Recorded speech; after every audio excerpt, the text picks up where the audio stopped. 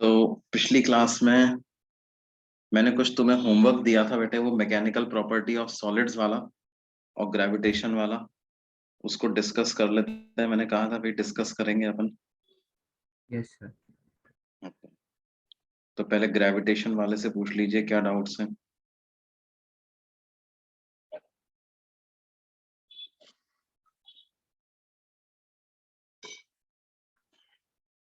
Sir 8.2 में D.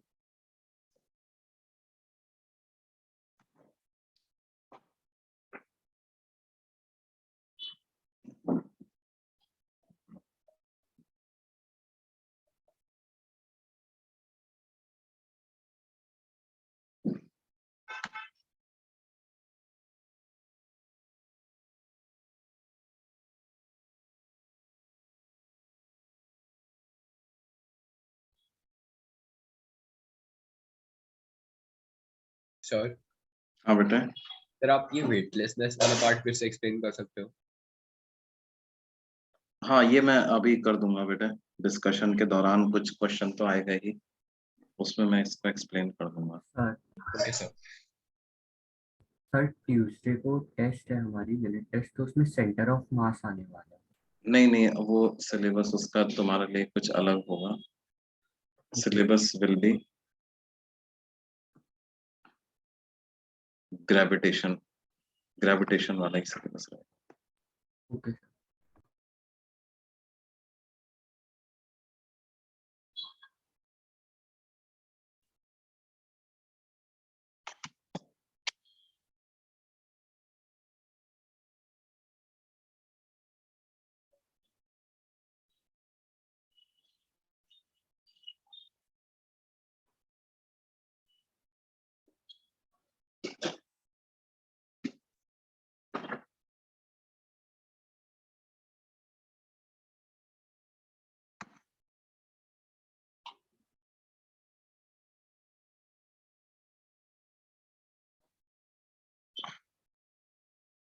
तो देखिए बच्चों, जैसे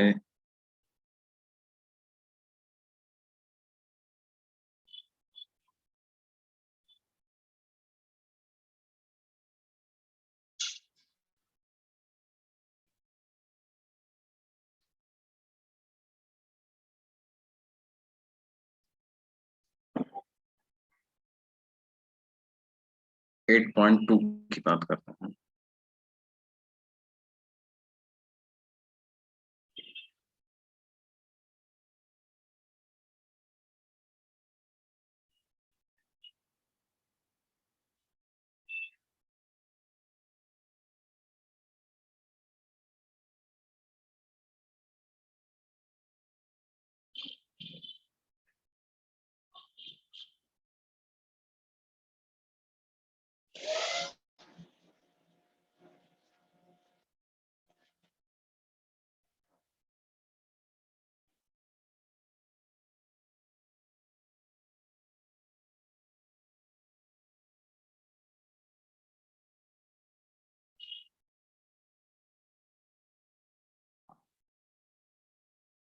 एट पॉइंट टू में क्या है बेटे?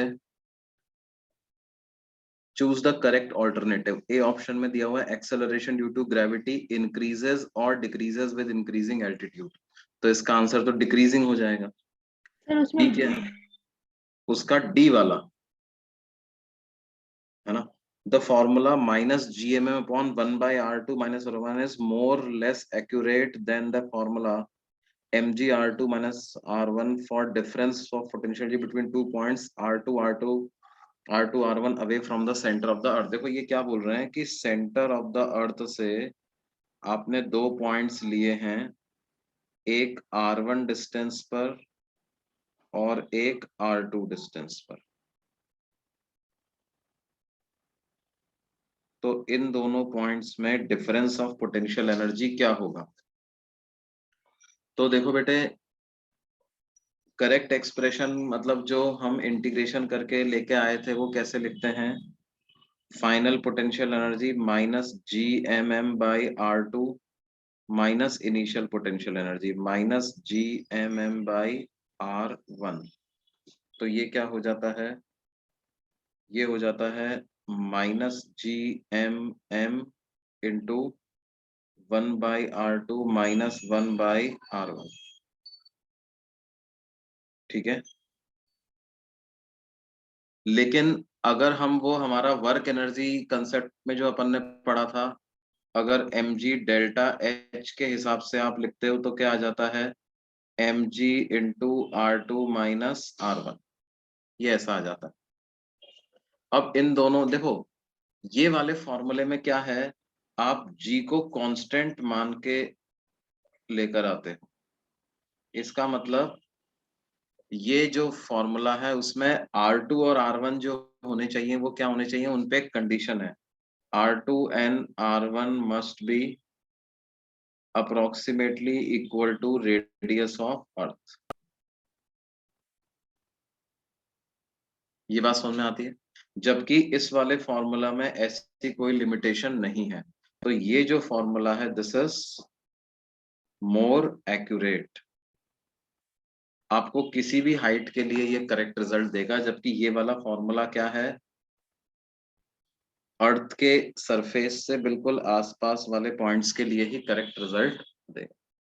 सर वो इसलिए है ना क्योंकि जी का वैल्यू मतलब सरफेस से हम लोग कैलकुलेट जी का वैल्यू, हाँ, सरफेस के आसपास तो आप कांस्टेंट मान सकते हो, लेकिन सरफेस से इतनी हाइट पे चले गए जैसे यहाँ पे शो किया हुआ है, तो फिर हम कांस्टेंट नहीं मान नहीं पाएंगे। मान सकते।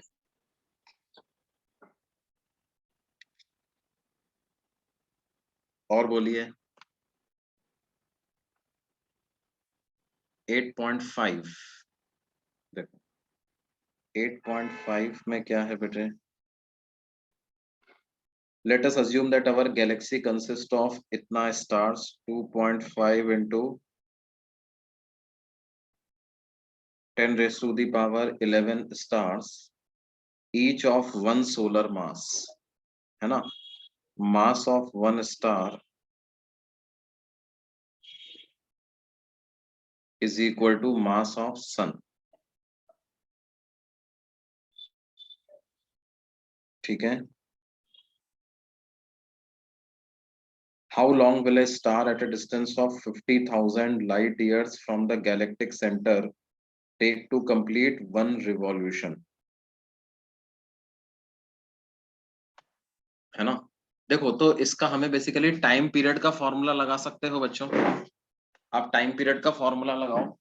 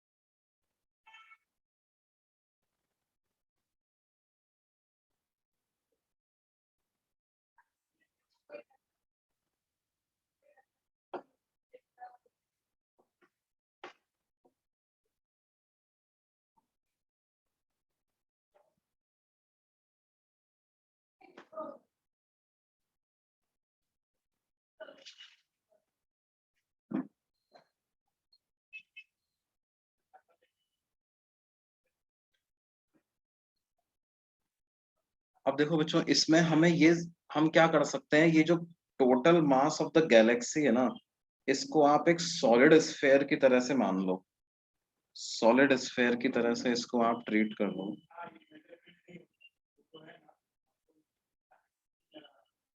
लेकिन हमें ये देखना होगा कि ये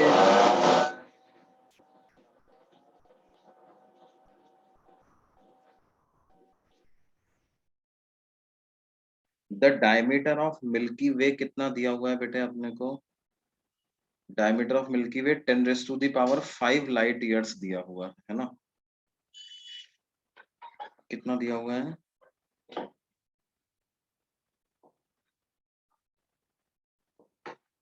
10⁵ 10⁵ लाइट ईयर दिया हुआ है ना? 10⁵ लाइट ईयर दिया हुआ है। इसको बाई 2 अगर अपन कर दें तो ये कितना आएगा? 5, इसकी रेडियस आ जाएगी कितना? 5 इंटू 10⁴ लाइट ईयर्स, मतलब 50,000 लाइट ईयर्स हो जाएगा, है ना?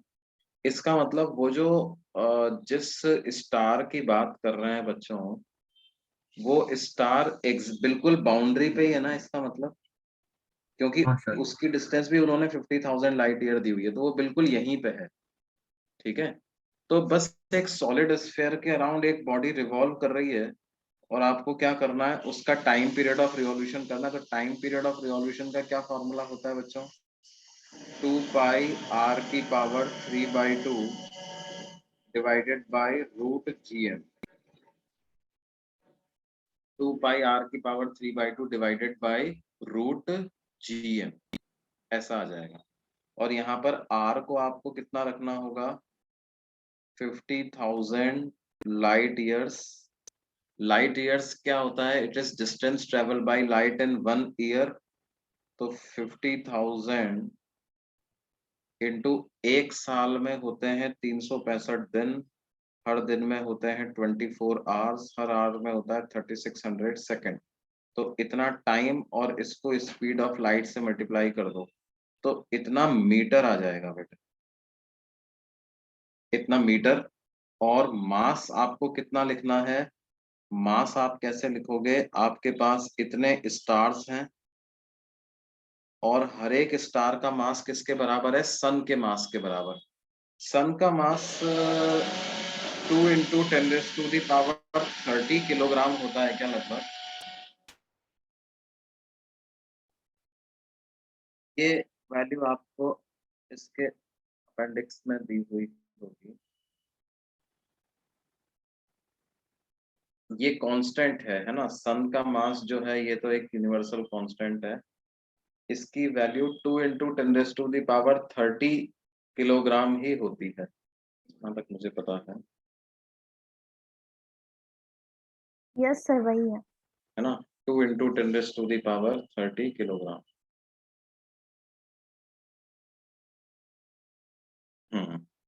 तो इतने स्टार्स हैं, हर एक स्टार का मास इतना है, तो टोटल मास हमें ये पुट कर देना है, मतलब कितना?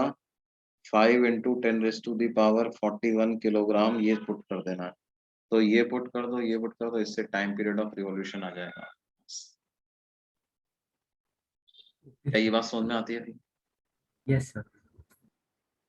फिर उसके बाद जो अगला डाउट एक बच्चे ने पूछा हुआ है वो 8.10 पूछा हुआ है।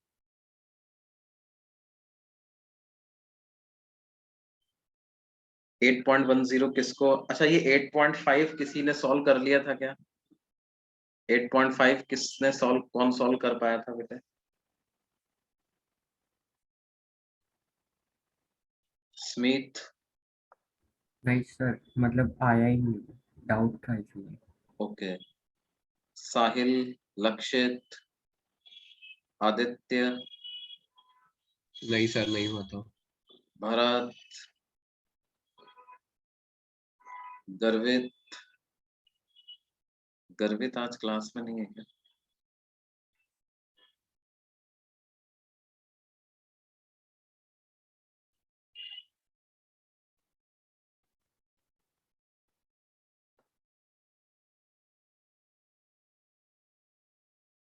ओके। 8.10 8.10 किसको डाउट है बेटे? सर मुझे स्मिथ ने भेजा।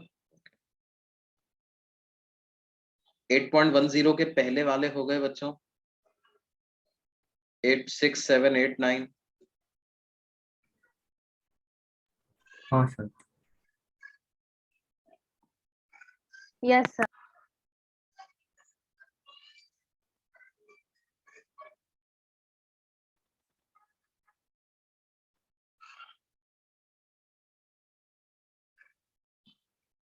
अच्छा देखो बच्चों ये क्या है, ये एक हेमिस्फेयर है ना। अब आपको क्या करना है, एक मिनट।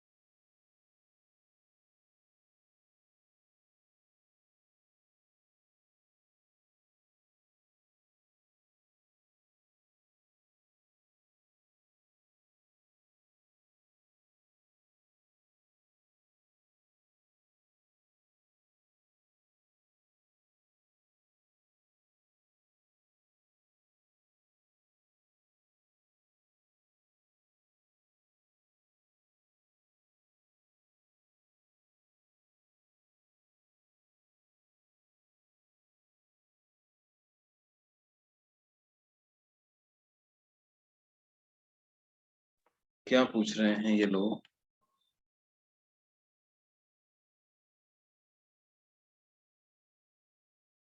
ये पूछ रहे हैं कि in the following two exercises choose the correct answer from among the given ones. The gravitational field intensity at the center of the hemispherical shell of uniform mass density, ठीक है, आर्बिट्ररी पॉइंट। देखो दो दो सवाल हैं, है ना, एक 8.10, एक 8.11। 8.10 में क्या पूछ रहे हैं बेटे, इस शेल के सेंटर पर फील्ड इंटेंसिटी की डायरेक्शन क्या होगी, और 8.11 में पूछ रहे हैं क्या, कि ये जो हेमिस्फेरिकल शेल है इसके पास में कोई रैंडम पॉइंट है, उस पॉइंट पर फील्ड इंटेंसिटी की डायरेक्शन क्या होगी। ठीक है बच्चों, अब आप ऐसे देखिए कि पहले सेंटर की ही बात कर लेते हैं। देखो हमें पता है कि अगर ये कंप्लीट शेल होता, कंप्लीट हेमिस्फेरिकल शेल होता, तो उसके अंदर फील्ड इंटेंसिटी किस डायरेक्शन में होता। ये अगर पूरा शेल होता तो क्या अंदर फील्ड इंटेंसिटी 0 हो जाती। हाँ sir. Yes, yes sir. Sir. अगर फील्ड इंटेंसिटी अंदर 0 हो जाती, इसका मतलब क्या है, देखो इसका मतलब क्या एक शेल इस डायरेक्शन में प्रोड्यूस कर सकता है क्या। अगर एक शेल इधर प्रोड्यूस कर रहा है नीचे वाला, तो ऊपर वाला भी इधर ही प्रोड्यूस करेगा, और ये दोनों मिलकर के तो नेट 0 नहीं आ सकता, है ना। दूसरी बात देखो, बी ऑप्शन जो उन्होंने दिया हुआ है, बी ऑप्शन में नीचे वाले शेल की वजह से ऊपर दिया हुआ है और ऊपर वाले शेल की वजह से नीचे दिया हुआ है, नीचे होना चाहिए। देखो ये भी सही तरीका नहीं है, क्यों, क्योंकि ये तो फील्ड की वजह से, तो ग्रेविटेशनल फील्ड की वजह से तो ऑब्जेक्ट क्या करते हैं, अट्रैक्ट। अट्रैक्ट करते हैं, है ना। तो बी वाला भी सही नहीं है। इसका मतलब ये जो सर सी बी वाला वाला है, समझा नहीं। देखो बी वाले में आप समझो, ऐसे समझो कि जैसे मान लो ये एक स्फेयर है ना। अब यहाँ पर आप ग्रेविटेशनल फील्ड इंटेंसिटी की डायरेक्शन पता लगाना चाहते हो, basically force per unit mass की डायरेक्शन पता लगाना चाहते हो। मतलब यहाँ पर अगर 1 किलोग्राम का ऑब्जेक्ट रखोगे तो उस पर फोर्स किस डायरेक्शन में रखेगा लगेगा। क्या ये पूरा शेल उसको अट्रैक्ट कर रहा होगा बच्चा। Yes, sir. जब ये पूरा शेल अट्रैक्ट कर रहा होगा तो रिजल्टेंट फोर्स की डायरेक्शन डाउनवर्ड ही आनी चाहिए ना, अपवर्ड आ यस सर। सकती है क्या। मतलब No, क्या sir. इन सबके रिजल्टेंट ऐसा आ सकता है क्या, No. No sir. इस डायरेक्शन में नहीं आ सकता। तो इसकी डायरेक्शन किधर आएगी, ऐसे डाउनवर्ड ही आएगी। समझ में आएगा। Yes, sir.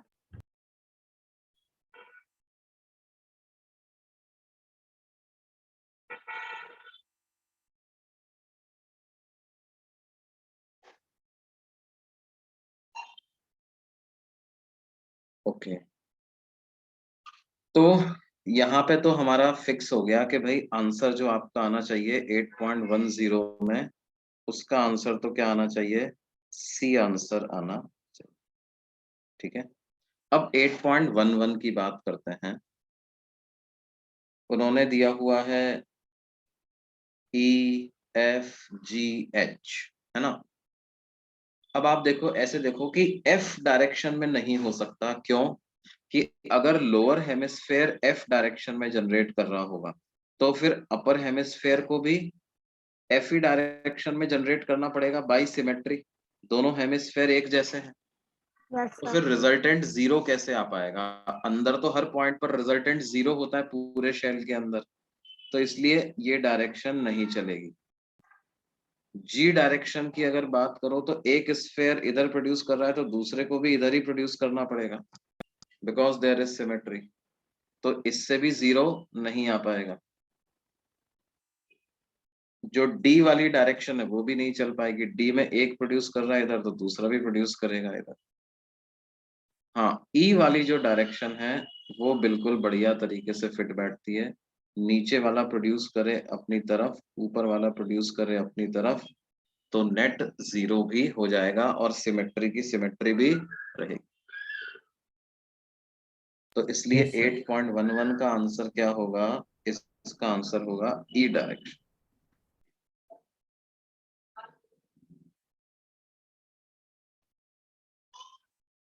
क्या ये चीज समझ में आती है? Yes, sir. Yes, sir. Okay, फिर उसके बाद 8.12 की बात करते हैं। 8.12 में क्या दिया हुआ है, a rocket is fired from the earth towards the sun, at what distance from earth center is the gravitational force on the rocket zero। देखो बेटे, जैसे ये है सन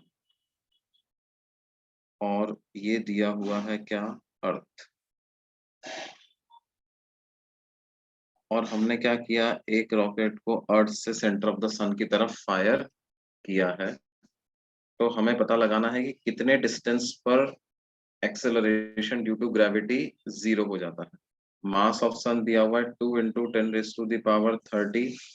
मास ऑफ अर्थ दिया हुआ है 6 इंटू 10⁻24। तो क्या हो जाएगा, ऑर्बिटल रेडियस इज 1 पॉइंट, मतलब ये जो डिस्टेंस है ये 1.5 इंटू 10⁻11 दी हुई है ना। तो देखो, आपको कोई ऐसा पॉइंट ढूंढना है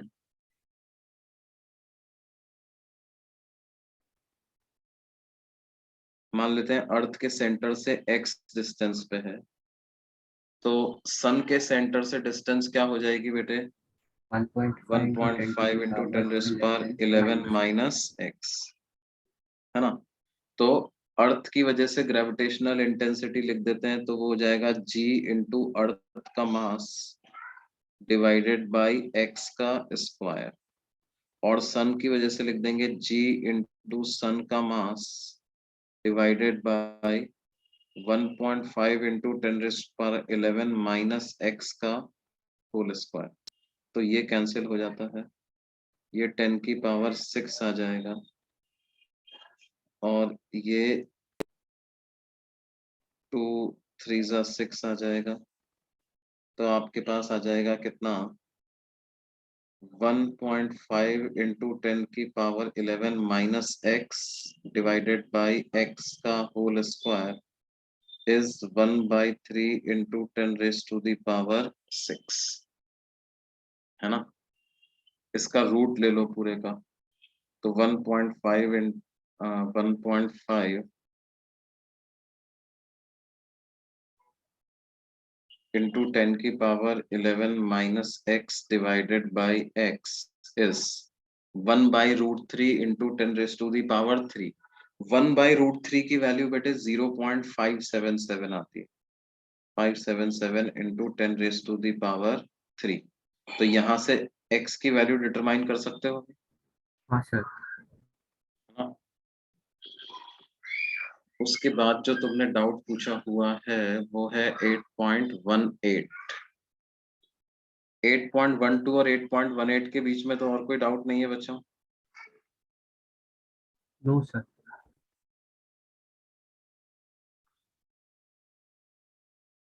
8.18 क्या है, the escape speed of a projectile on earth surface is 11.2 kilometer per second. A body projected out with thrice this speed. What is the speed of the body far away from the earth? Ignore the presence of the sun and the other planets. तो देखो, हमने अर्थ की surface से body को कितनी speed they the, 3 times the escape velocity. Escape velocity क्या होती है, √2 gm/r इतनी होती है। तो हम क्या करें, यहां से लेकर के इनफाइनाइट तक एनर्जी कंजर्वेशन लगा दें, तो पोटेंशियल एनर्जी अर्थ की सरफेस पे इतनी है, और काइनेटिक एनर्जी हो जाएगी हाफ m वेलोसिटी का स्क्वायर, तो 9 into 2 gm/r equal to infinity पर पोटेंशियल एनर्जी 0 और kinetic energy half m v square. तो m से m कैंसिल हो जाएगा, तो क्या आ जाएगा 9 gm/r माइनस gm/r, तो 8 gm/r equal to v square by 2। तो v स्क्वायर आ जाएगा 16 gm/r। तो v की क्या वैल्यू आ जाएगी बेटे? 4 times root gm by r, है ना? Yes sir. तो इसको आप क्या लिख सकते हो? देखो, root gm by r is basically 11.2 divide by root 2, है ना? तो ये कितना आ रहा है? 2√2 इंटू 11.2 किलोमीटर पर सेकेंड, ये ऐसा। यस सर, समझ।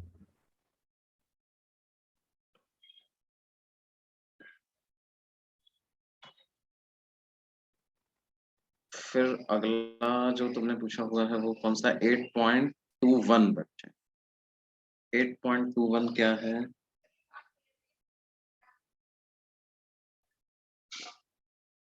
Two heavy spheres each of mass 100 and 0.1 meter are 1 meter apart on horizontal table. What is gravitational force and potential at the midpoint of the line joining the centers? Is an object placed at the point in equilibrium? If so, the equilibrium is stable or unstable?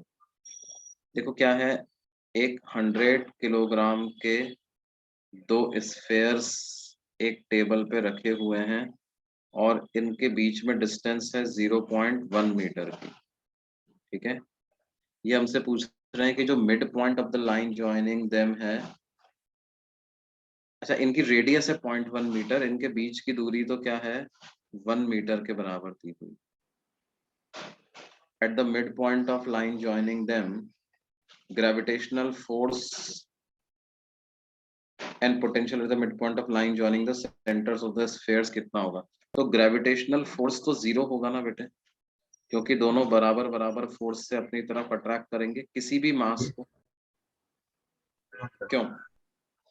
और potential की जहां तक बात है तो potential एक की वजह से होता है माइनस जी इंटू उसका मास डिवाइडेड बाय डिस्टेंस, तो 1 मीटर का आधा हाफ मीटर हो जाएगा और Yes. उसको 2 से मल्टीप्लाई कर दो तो कितना आ जाएगा ये?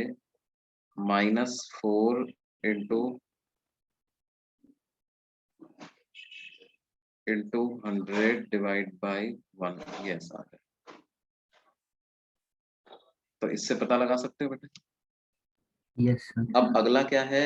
If an is an object place that point in equilibrium, हाँ इक्विलिब्रियम में तो रहेगा, नेट फोर्स जीरो रहेगा तो उसको इक्विलिब्रियम, ये इक्विलिब्रियम स्टेबल होगा कि अनस्टेबल? देखो, अगर आप इस ऑब्जेक्ट को ऐसे मान लो राइट वाले की तरफ डिस्प्लेस कर देते, इस ऑब्जेक्ट को डिस्प्लेस करके आप किधर ले जाते हो बेटे? राइट साइड में ले जाते हो मान लो, तो क्या होगा? 100 kg वाले का पुल बढ़ जाएगा ना, राइट वाले का, और लेफ्ट वाले 100 kg का पुल कम हो जाएगा। तो ये नेट इस पे फोर्स और राइट में लगने लग जाएगा कि नहीं लगने लग जाएगा? Yes sir. यस। ये बात समझ में आती है? हाँ सर। तो ये इक्विलिब्रियम कैसा हुआ? स्टेबल हुआ कि अनस्टेबल हुआ Unstable. बच्चों? अनस्टेबल।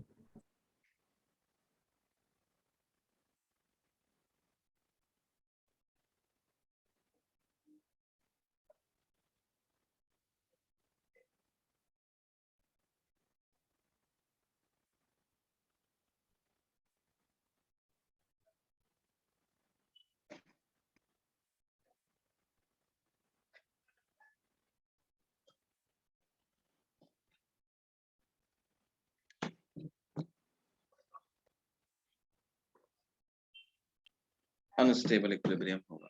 और बोलिए भाई, और तो कोई डाउट नहीं है इसमें?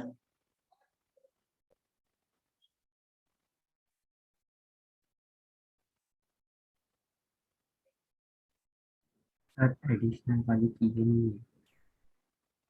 क्या बोल रहे हो बेटे? सर एडिशनल एक्सरसाइज वाला पार्ट करना बाकी है। एडिशनल एक्सरसाइज का कौन सा बेटे? सर नहीं सर, वो नहीं किया अब तक। अभी नहीं किया है, ओके ओके ओके, ठीक सर है। मैकेनिकल प्रॉपर्टीज किया है। मैकेनिकल प्रॉपर्टीज क्या है? हाँ उससे डाउट पूछ लो।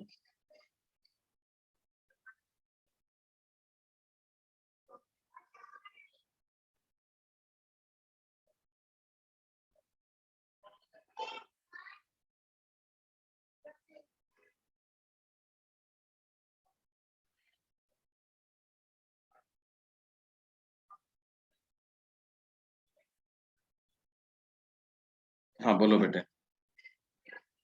9.2 का भी, 9.3 का भी।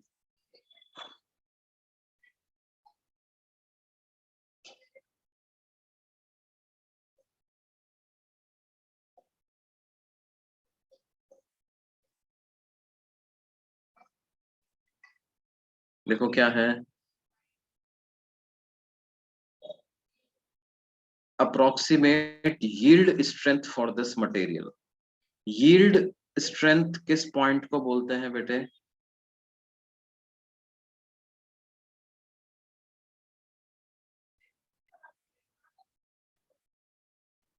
सर जहाँ पर सर एशियंट मतलब जहाँ पर वो स्लोप अपना कर्व लेकर खत्म कर जाता है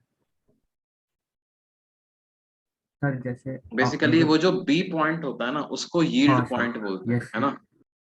जो ग्राफ में जहां पर उसका इलास्टिक नेचर खत्म हो जाता है। तो इलास्टिक नेचर इसमें कहाँ पे खत्म हो रहा है भाई?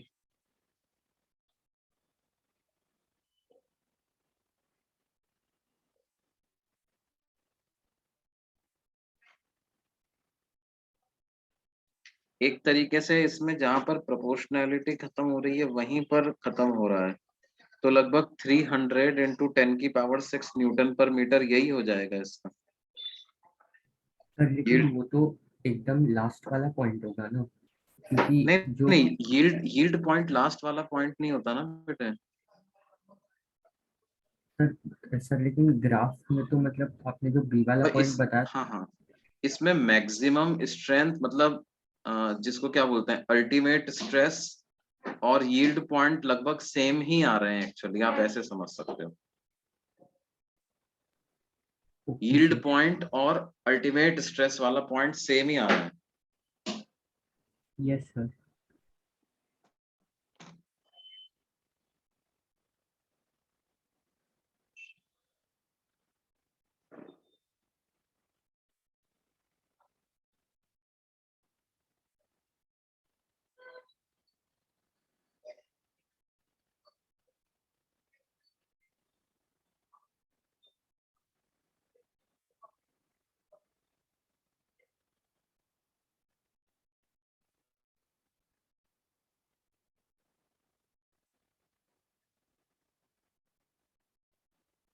यस सर, समझा।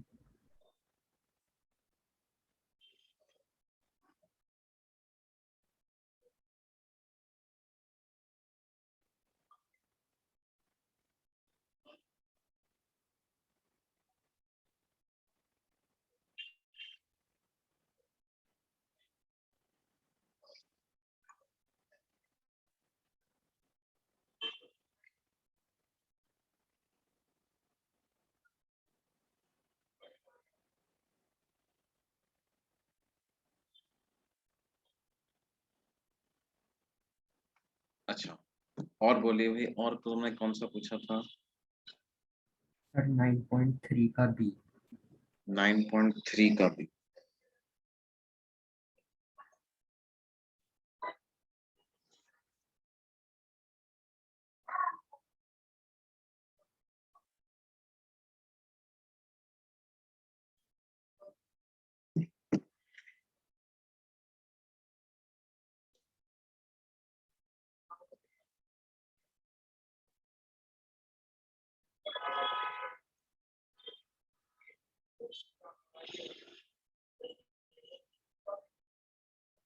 देखो ये क्या है बेटे,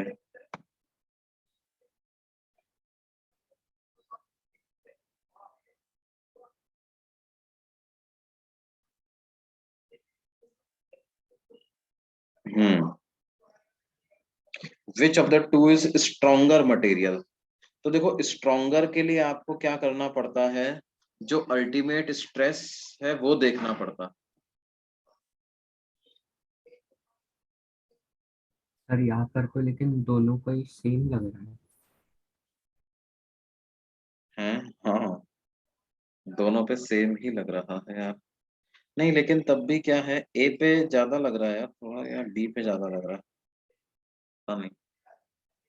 ठीक है बेटा, वो क्या है, वो ग्राफ की एम्बिग्यूटी, मतलब वो उन्होंने गलत बनाया है उसको, है ना? गलत इन द सेंस के दोनों का हाइट में तो डिफरेंस प्रॉपर बताना पड़ेगा उनको, वरना वो नहीं आप बता सकते, है ना बेटा? Yes sir. सर लेकिन सर वो डिस्टर्ब मतलब कितना ज्यादा स्क्रीन पर वो अल्टीमेट स्ट्रेस आ रहा है, उससे फर्क नहीं पड़ेगा ना? नहीं नहीं नहीं नहीं, क्योंकि उससे फर्क नहीं पड़ेगा। बस आपको तो क्या देखना है, हाइट देखनी है, स्ट्रेन की वैल्यू नहीं मैटर करती। ओके आपको सर। तो ये देखना है कि कितना स्ट्रेस अप्लाई कर, जिस पे ज्यादा स्ट्रेस अप्लाई करना पड़ रहा है ब्रेक करने के लिए, वो ज्यादा मजबूत है। Yes sir.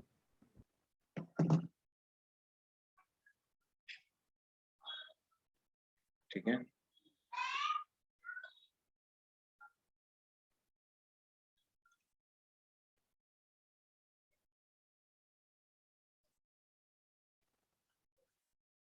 और बोलो बेटे। सर और भी नहीं हो गया। ओके, 9.5 वाला हो गया। Yes sir. ओके बेटे।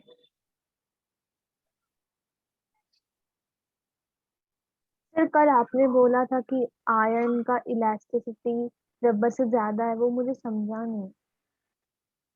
हाँ बेटे देखो, इसका मतलब क्या है कि अगर आप स्ट्रेस वर्सेस स्ट्रेन ग्राफ बनाओगे तो रबर रबर के लिए ऐसा बनेगा और स्टील के लिए ऐसा बनेगा। समझ रहे हो?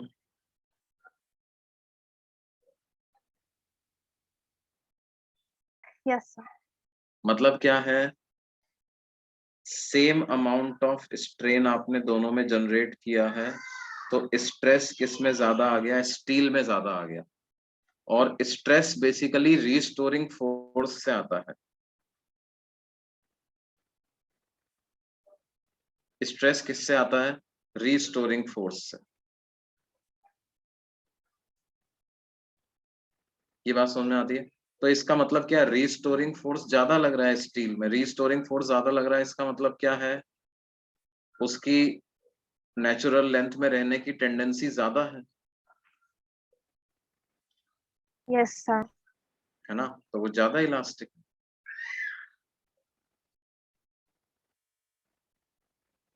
क्यों भाई?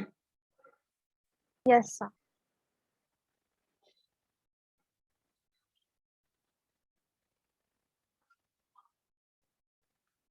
ओके। सर बट अगर हमने स्टील को बहुत ज्यादा डिफॉर्म किया तो फिर से नेचुरल वॉल्यूम पे नहीं आता ना, शेप हाँ में। भाई देखो, ये बात तुम्हारी सही है कि क्या है, आ, मतलब रबर जो है उसका, जिसको हम बोलते हैं यील्ड पॉइंट, है ना, वो ज्यादा लंबे स्ट्रेन तक आएगा। ठीक है। और स्टील का यील्ड पॉइंट जो है वो जल्दी ही आ जाएगा। मतलब स्टील को आप ज्यादा इलोंगेट नहीं कर पाओगे, रबर को आप ज्यादा इलोंगेट करके भी छोड़ोगे तो वो अपनी नेचुरल लेंथ तक आ जाएगा। स्ट्रेन की रेंज नहीं मैटर कर रही है यहाँ पर, या स्ट्रेंथ के लिए, मतलब इलास्टिसिटी क्या किसको बता रही है कि जब तक आपको स्टील और रबर को उनकी इलास्टिक रेंज में कंपेयर करना है, इधर और इधर कंपेयर करना, ये नहीं देखना कि ये कितनी देर तक इलास्टिक है या ये कितनी देर तक इलास्टिक रहा। जब तक दोनों इलास्टिक, देखो एक बार इलास्टिक प्रॉपर्टी खत्म हो गई उसके बाद इलास्टिसिटी की क्या बात कर रहे हैं अपन? तो हमें जो इलास्टिसिटी देखनी है वो कब तक देखनी है बेटे? जब तक यील्ड पॉइंट नहीं आता। जब तक वो दोनों के पास इलास्टिक प्रॉपर्टी है तभी तक आपस में कंपेयर करेंगे ना अपन उनको। तो यस उस सर। उस हिसाब से हम बात करते हैं, उस हिसाब से हम क्या कहते हैं कि भाई जब तक दोनों में इलास्टिक प्रॉपर्टी है तब तक steel is more elastic than rubber.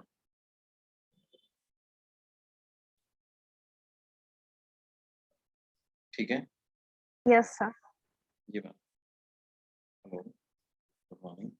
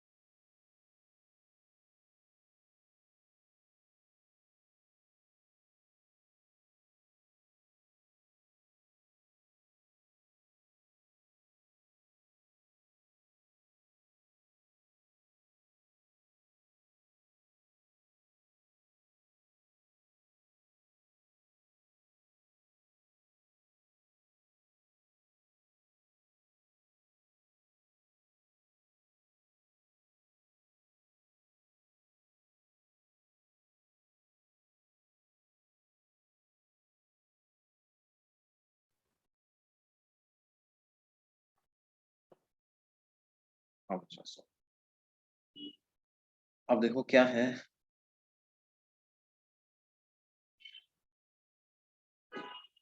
हम लोग ने पिछले लेक्चर में बच्चों एनर्जी के बारे में पढ़ा था, है ना।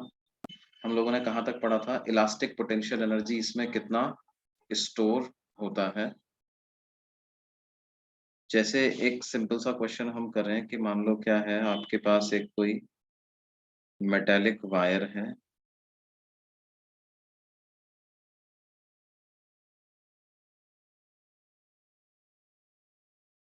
और इसका यंग्स मॉडुलस हमें दिया हुआ है कितना, 2 × 10⁻⁴ न्यूटन पर मीटर स्क्वायर, इसका यंग्स मॉडुलस दिया हुआ है। इसमें हमने 2 kg का एक ब्लॉक सस्पेंड किया हुआ है, इसका एरिया है 10⁻⁻⁴ मीटर स्क्वायर, इतना इसका एरिया है, और लेंथ इसकी 1 मीटर के बराबर। तो हमें कैलकुलेट करना है, calculate the energy stored in the wire.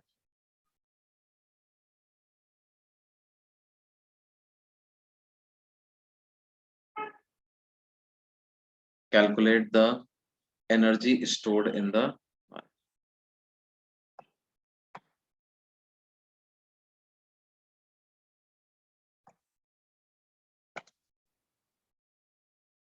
तो कैसे कैलकुलेट करेंगे बच्चों,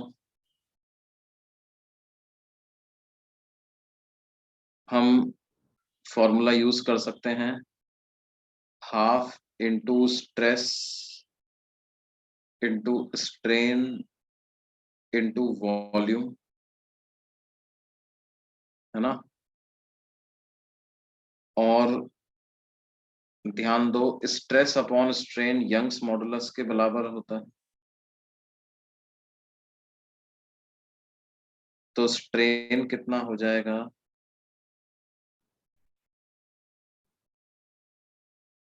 stress upon Young's modulus into volume. तो क्या इसको ऐसे लिख सकते हैं, हाफ इंटू स्ट्रेस का whole square divided by Young's modulus into volume. Yes sir.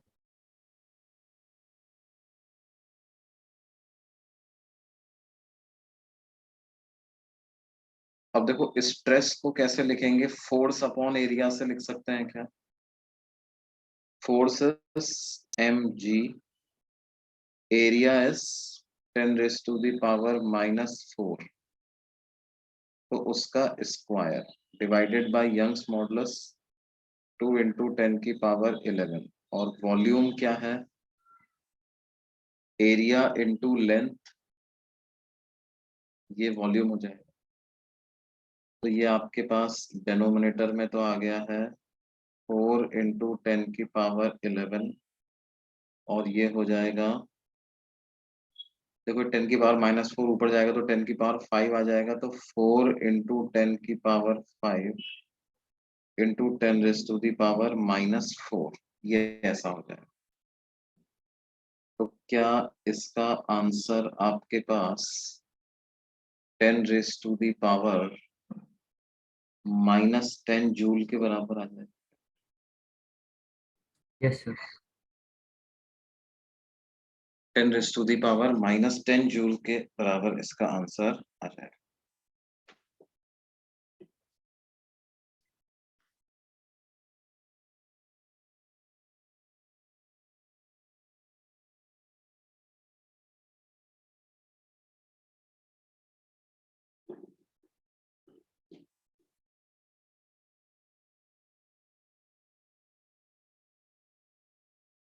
ठीक है बच्चों,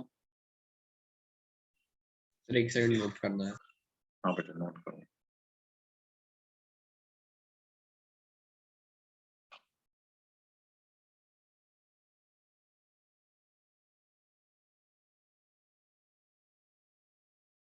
yes sir.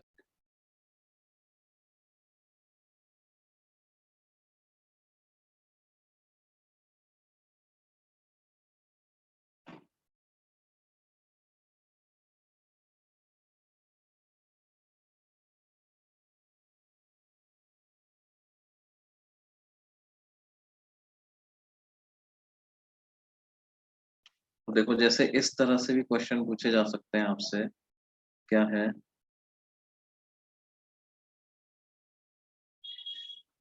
How much should the pressure,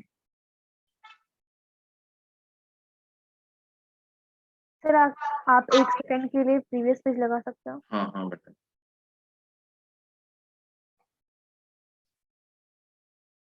yes sir, done. How much should the pressure be changed on 1 liter of water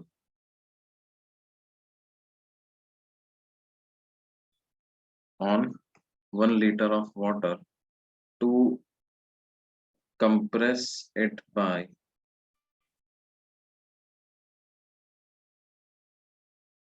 0.1%। अगर हम water को 0.1% से compress करना चाहते हैं तो कितना परसेंटेज चेंज प्रेशर में करना, या कितना प्रेशर में चेंज करना पड़ेगा।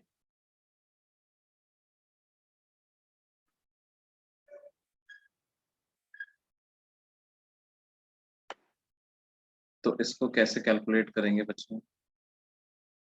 पहले फ्रैक्शनल कंप्रेशन हमें दिया, बल्क मॉडुलस निकाल सकते हैं। Minus delta P by delta V by V. हमें जो दिया हुआ है वो क्या दिया हुआ है, delta V by V into 100। Compression है तो इसको -0.1 लिख सकते हैं। इसका मतलब डेल्टा वी बाई वी की क्या वैल्यू है, -0.1 डिवाइडेड बाई 100, यानी -10⁻⁻3। ये डेल्टा वी बाई वी की इतनी वैल्यू। अब क्या इसकी मदद से आप बल्क मॉडुलस अगर पता चल जाए तो डेल्टा पी कैलकुलेट कर लोगे?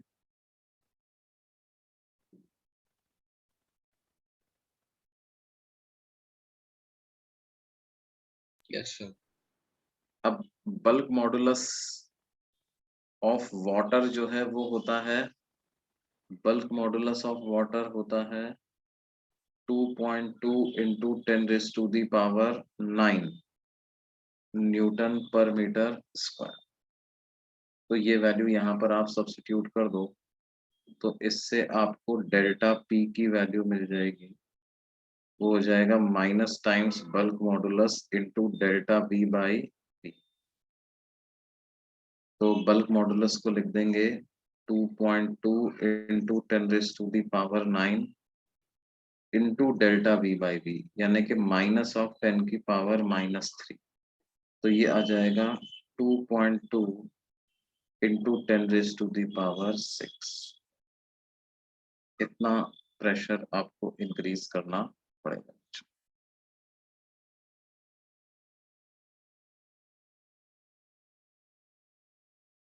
क्या ये चीज समझ में आती है? Yes sir. Yes sir.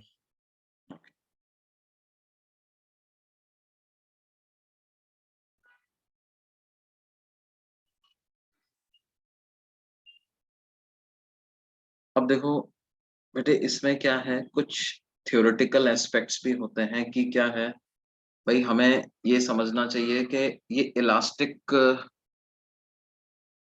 Nature of materials का प्रैक्टिकल यूज बेसिकली क्या है। तो ध्यान दो कि जब लेट्स से कि बिल्डिंग की डिजाइन की जाती है, कॉलम्स डिजाइन किए जाते हैं, बीम्स डिजाइन किए जाते हैं, तो उनमें क्या है, कौन सा मटेरियल आपको यूज करना है, वो बिल्डिंग कितना लोड को सपोर्ट करनी चाहिए, एक बीम पर एक कॉलम पे कितना लोड आ रहा होगा, है ना, इसके हिसाब से आपको ये डिसाइड करना पड़ेगा। या लेट्स से कि मान लो आपके पास क्या है, कोई क्रेन है जो कि एक पर्टिकुलर स्लैब को उठा करके एक जगह से दूसरी जगह लेकर के जा रही है, तो वो क्रेन में जो एक हैवी रोप यूज करते हैं, मेटालिक रोप यूज करते हैं, वो रोप किस स्ट्रेंथ की होनी चाहिए ताकि वो उठाते समय वो स्लैब गिर ना पड़े। इसके लिए आपको इन सारे मटेरियल्स की स्ट्रेंथ प्रिसाइजली पता होनी चाहिए, उनकी इलास्टिसिटी कितनी है ये पता होनी चाहिए, कितनी मोटी केबल यूज करनी पड़ेगी आपको, ये सब आपको पता होना चाहिए। ये बात समझ में आती है? Yes yes sir. सर। तो जैसे मान लो आपसे कहा जाए कि भाई क्या है, आ, कि steel cable is used in a crane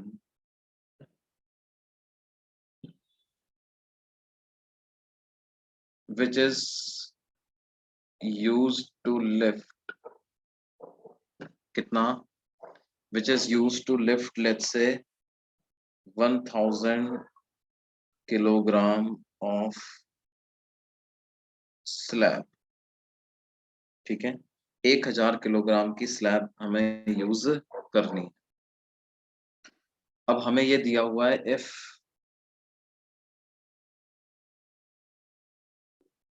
ultimate stress of steel is let's say कितना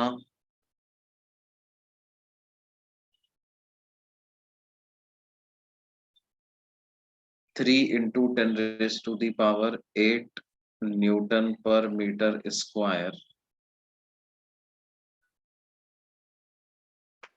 या देखो अल्टीमेट स्ट्रेस भी नहीं, हमें तो क्या है, किसकी जरूरत पड़ेगी, यील्ड स्ट्रेंथ की जरूरत। क्योंकि देखो एक हम तो ये थोड़ी ना चाहेंगे कि वो वायर की इलास्टिक प्रॉपर्टी लूज हो जाए, हम तो चाहेंगे कि वो विद इन इलास्टिक लिमिट ही रहे, है ना। Yes sir. तो हमें क्या पता लगाना है कि what should be the minimum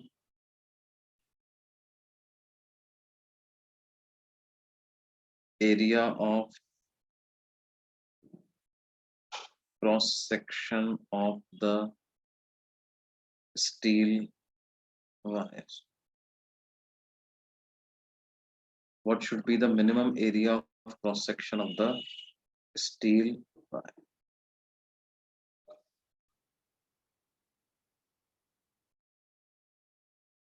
तो बेसिकली सिंपल सा कॉन्सेप्ट है, हमें क्या अप्लाई करना है कि जो स्ट्रेस उसके अंदर होने वाला है it must be less than और equal to 3 into 10 raised to the power 8 newton per metre square.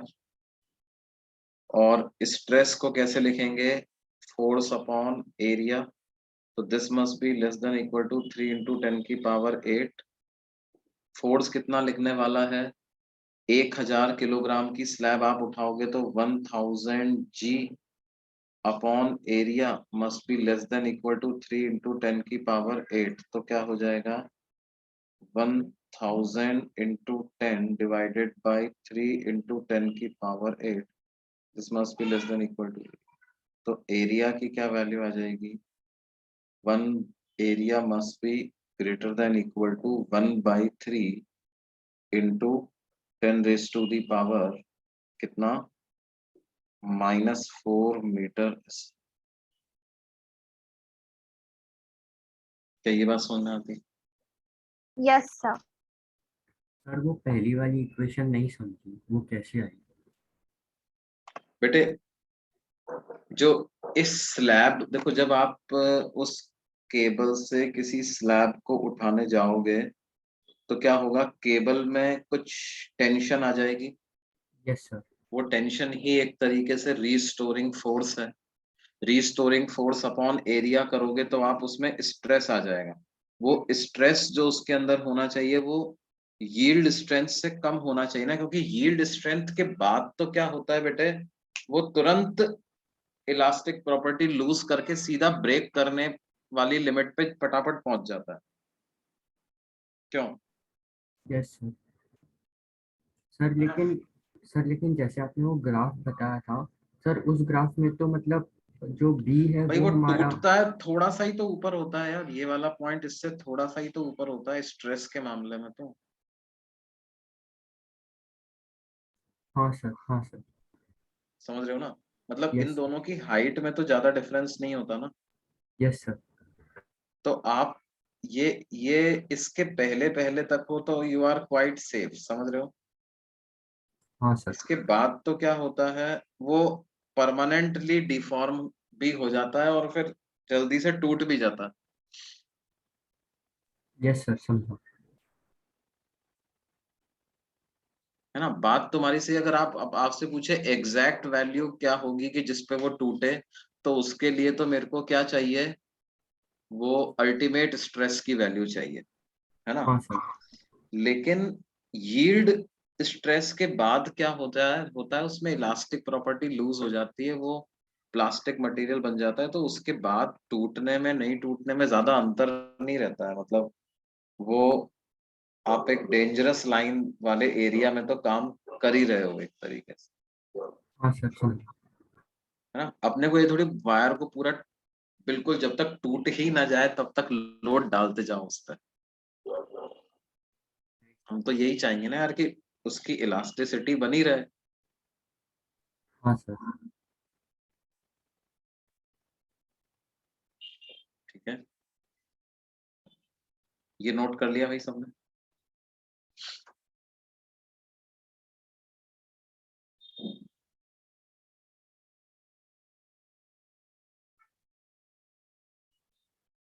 Yes sir.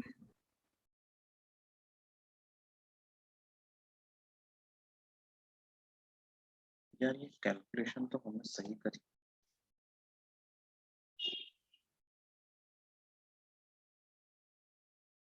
1/3 into 10⁻⁻⁴ ही आ रहा है ना।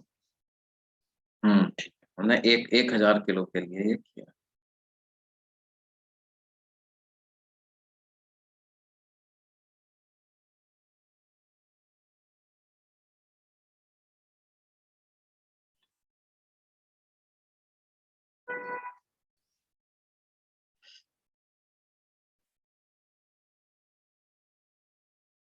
अब देखो उसी तरह से क्या है, जैसे मान लो आपने कोई ब्रिज बनाया, ठीक है, तो वो ब्रिज कैसा होना चाहिए कि वो जो उस पे जो ट्रैफिक फ्लो करेगा उसका लोड वो ले पाए, है ना। अब जैसे मान लो क्या है, ये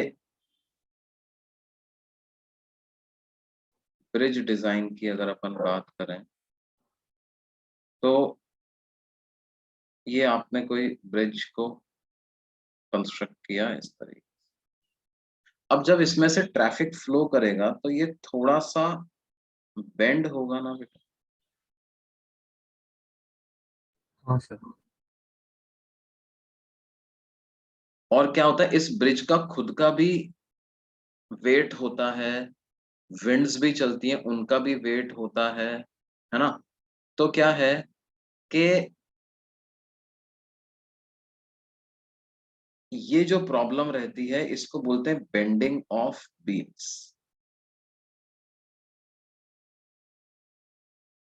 तो ये बेंडिंग ऑफ बीम्स जो होता है वो किसकी वजह से होता है, ब्रिजेस में या बिल्डिंग के बीम्स में। उसके ऊपर जैसे मान लो थर्ड फ्लोर की पे कोई आपने बीम लगाया, तो उसके ऊपर फोर्थ फिफ्थ से 15-20 फ्लोर की बिल्डिंग है, तो क्या होगा, वो ऊपर वाले सारों का लोड बीच वाले बीम पे आता ही आता यस सर। है ना। तो उसके लिए क्या है, हमें कुछ बातें ध्यान रखनी पड़ती है, मतलब कैसे कि आप इस तरह से समझिए कि अगर आपने एक डब्ल्यू लोड सेंटर पे सस्पेंड किया है, और जैसे ये जो दो पॉइंट्स हैं इनके बीच की डिस्टेंस क्या है, एल, और ये जो बीम की जो विड्थ है या जिसको थिकनेस आप बोल रहे हो ये है डी, और ये बेंड होने की वजह से इसका सेंटर कितना नीचे शिफ्ट हो गया, इसको हम बोल रहे हैं कितना, डेल्टा। ठीक है, और बीम की जो ब्रेड्थ है, ब्रेड्थ वो बी के बराबर है। हाँ, ये इधर ब्रेड्थ होगी, that is equal to B. तो डेल्टा की वैल्यू का फॉर्मूला एक होता है WL³ divided by 4BD³ into y। ये फॉर्मूला बेसिकली आप इंजीनियरिंग के कोर्स में तो पढ़ोगे, जो लोग सिविल इंजीनियरिंग पढ़ देंगे या मैकेनिकल इंजीनियरिंग पढ़ेंगे वो लोग इस चीज को देखेंगे। देखो बेसिकली ये जो बीम है ना, बीम को ये सारे पैरामीटर्स को समझने के लिए इसका अलग अलग क्रॉस सेक्शन से मैं समझा रहा हूँ। ठीक है, y क्या है? देखो y तो यंग्स मॉडुलस है। ये वाला जो मैंने डायग्राम बनाया है,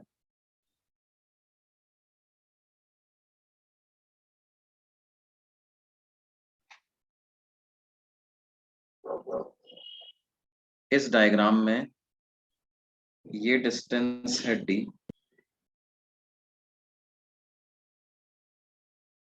और ये डिस्टेंस है b।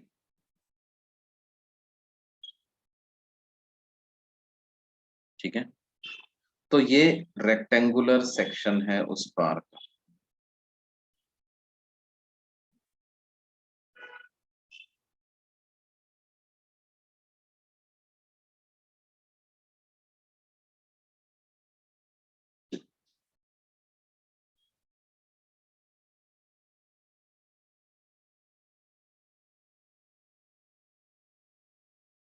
ये बात समझ में आती है?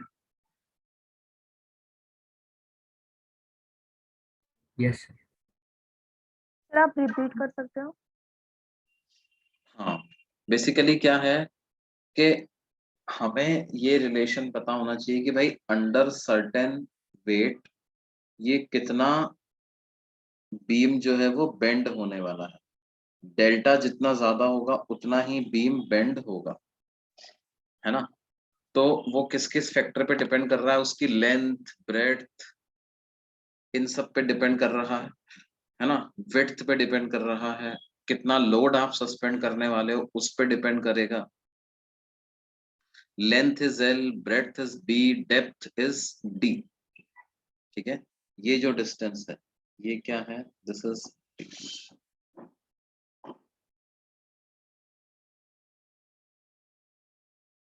जैसे ये बीम है तो आपका जो उसका डेप्थ है वो कितना है, वो D, depth is D, breadth is B, ये B ब्रेड्थ, ये वाला, लेंथ इज L। ठीक है, तो लोड जो आप लगाने वाले हो वो T के पैरेलल लगाने वाले हो। लोड किसके पैरेलल लगाने वाले हो, उसकी डेप्थ के पैरेलल, और लेंथ और ब्रेड्थ के परपेंडिकुलर।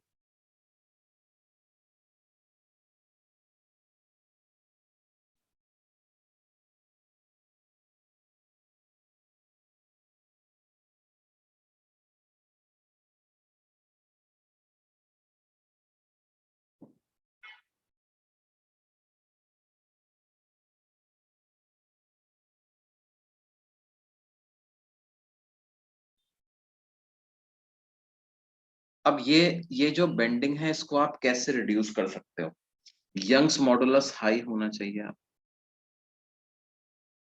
है ना। Yes sir. दूसरा, ब्रेड्थ डेप्थ ज्यादा। डेप्थ बढ़ाओगे तो आपके लिए ज्यादा सही रहेगा, है ना। हाँ। D³ के इनवर्सली प्रोपोर्शनल होता है तो उसका बहुत ज्यादा इफेक्ट आता है डेप्थ बढ़ाने का। ठीक है, तो क्या है, देखो ब्रेड्थ पे उतना ज्यादा डिपेंड नहीं करता है, ब्रेड्थ ब्रेड्थ बढ़ाने से भी डेल्टा कम होता है और डेप्थ बढ़ाने से भी डेल्टा कम होता है, लेकिन क्या है, डेप्थ का असर ज्यादा होता है, more effective. increasing depth is more effective than increasing breadth.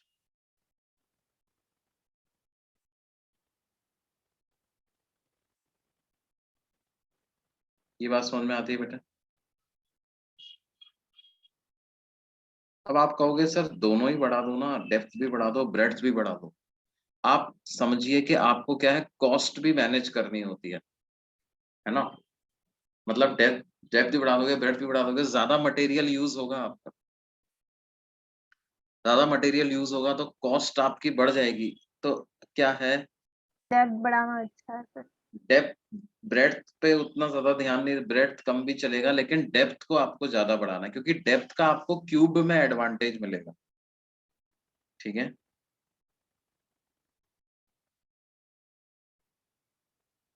हाँ सर।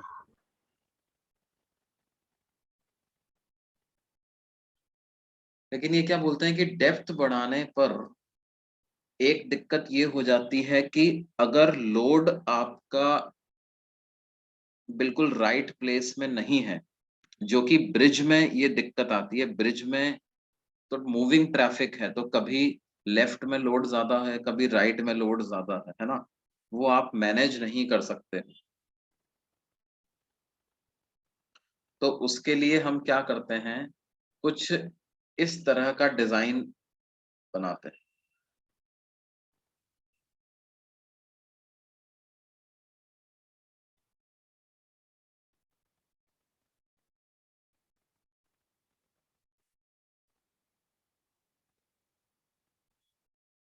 क्या ये बात समझ में आती है बेटा?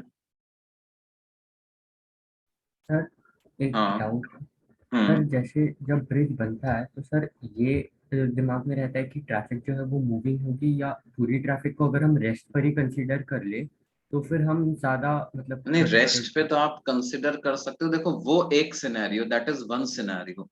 एक सिनेरियो ऐसा भी हो सकता है ना कि मान लो क्या है, आपके ब्रिज पे मान लो टोल लगता है या कुछ ऐसा है, तो क्या होगा, क्वाइट ऑफन ऐसी सिचुएशंस भी आ सकती हैं कि एंड पॉइंट्स पे लोड ज्यादा रहे।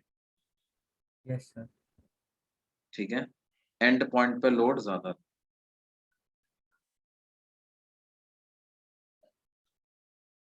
तो उसको भी आपको अकाउंट में लेना पड़ेगा ना। हाँ सर।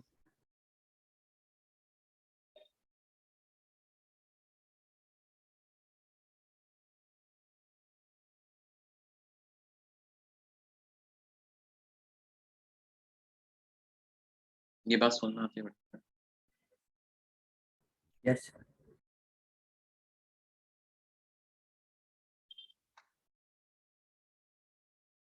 अब देखो एक चीज और ये समझाते हैं कि क्या है, हाइट ऑफ माउंटेन्स जो होती है, जैसे अर्थ पर जो माउंटेन्स की हाइट है उसकी एक लिमिट है, वो 10 किलोमीटर के लगभग की होती है, उससे ज्यादा हाइट ऑफ माउंटेन नहीं हो पाती है।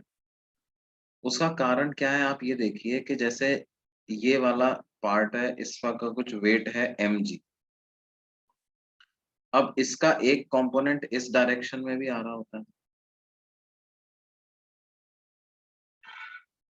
तो ये वाली जो लेयर है ये एक दूसरे इसके पैरेलल डायरेक्शन में फोर्स लग रहा है। तो पैरेलल डायरेक्शन में फोर्स लगने की वजह से क्या होता है, एक शियरिंग स्ट्रेस इसमें डेवलप हो जाता है। ठीक है, शियरिंग स्ट्रेस डेवलप होता है तो क्या होता है, ये यहाँ पर स्लाइड होने की टेंडेंसी क्रिएट हो जाती है रॉक्स की। मतलब पहाड़ की ही जो लेयर्स हैं वो एक दूसरे के ऊपर क्या कर सकती हैं, स्लाइड कर सकती है ना, rocks will start to flow. अब बेसिकली बात क्या है, जितना ज्यादा हाइट पहाड़ की होगी ये उस पे इतने पार्ट पर वेट उतना ही ज्यादा आएगा ना, और वेट जितना ज्यादा होगा उतना ही ज्यादा शियरिंग स्ट्रेस भी आएगा इसके ऊपर। ठीक है, तो this puts a limit on the height of mountain. आप ऐसे सोचिए कि जैसे मान लो आप क्या है, मिट्टी का ही टीला बना रहे हो। ठीक है, तो एक पॉइंट के बाद क्या होता है, रेत जो है वो ऐसे फिसलने लग जाती है ना। Yes sir. आप उसको बड़ा बड़ा बड़ा नहीं बना सकते, ऐसा ऊंचा बनाते नहीं जा सकते। वो क्यों होता है? क्योंकि जैसे जैसे आप ऊपर मास ऐड करते जा रहे हो, यहाँ पर टेंजेंशियल स्ट्रेस बढ़ता जा रहा है। तो एक पॉइंट पर क्या होगा, वो फ्लो होने लग जाएगा, मटेरियल जो है वो फ्लो होने लग जाए। ये चीज समझ में आती है? Yes sir.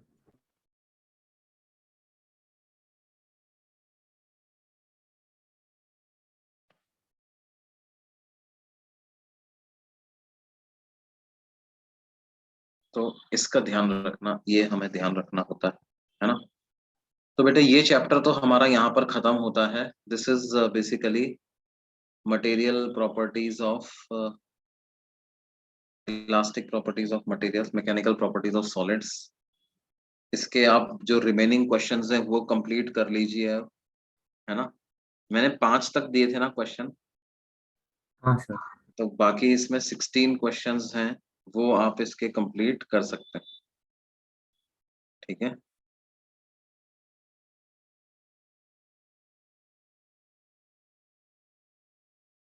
तो अगली क्लास में डिस्कस करेंगे इसको अपन, है ना। अगली क्लास में मिलते हैं, अगली क्लास में ये डिस्कस करके नया चैप्टर स्टार्ट करेंगे। सर कौन सा चैप्टर स्टार्ट होगा आगे?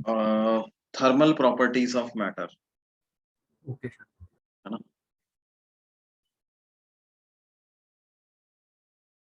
Thank you sir. Bye sir. Thank you sir, bye sir.